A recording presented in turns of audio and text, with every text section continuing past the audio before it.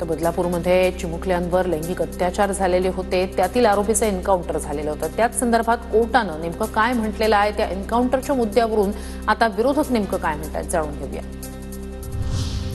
बदलापूर अल्पवयीन मुलींवरील अत्याचार प्रकरणातील आरोपी अक्षय शिंदेच्या मृत्यूला 5 पोलीस जबाबदार, गुन्हा दाखल करून कारवाई करण्याचे उच्च न्यायालयाचे आदेश। अक्षय शिंदेचा पोलिसांनी केला होता एन्काउंटर। बंदुकीवर अक्षय शिंदेच्या बोटांचे ठसे नाहीत, पोलिसांचा आत्मसंरक्षणासाठी अक्षयवर गोळीबार केला हा दावा संशयास्पद, चौकशी अहवालात नमूद।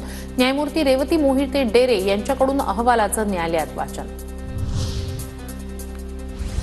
गृहमंत्री देवेंद्र फडणवीस यांना अंधारात ठेवून अक्षयचा एन्काउंटर झाला का? संजय राऊतांचा माजी मुख्यमंत्री एकनाथ शिंदेंवर रोख, तर महायुतीत एकमेकांचे गेम करण्याचं प्रमाण वाढल्याची ही टीका।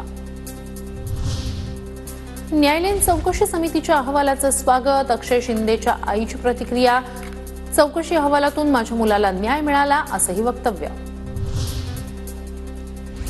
शाळेच्या मालकाला वाचवण्यासाठी अक्षय शिंदेचा एन्काउंटर, अक्षय शिंदेला शाळेच्या मालकाची प्रकरणं माहीत असतील, जयंत पाटील यांची प्रतिक्रिया।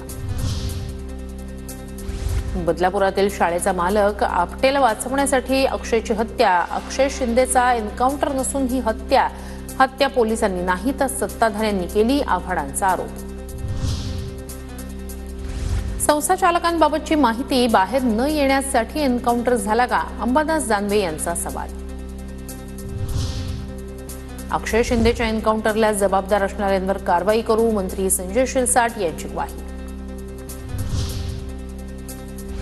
आरोपी अक्षय शिंदेच्या घरावर जप्तीची नोटीस, अक्षय शिंदेच्या वडिलांनी खासगी बँकेतून कर्ज घेतलं होतं, कर्जाची 2.5 लाखाची रक्कम थकल्यानं घरावर जप्तीची नोटीस।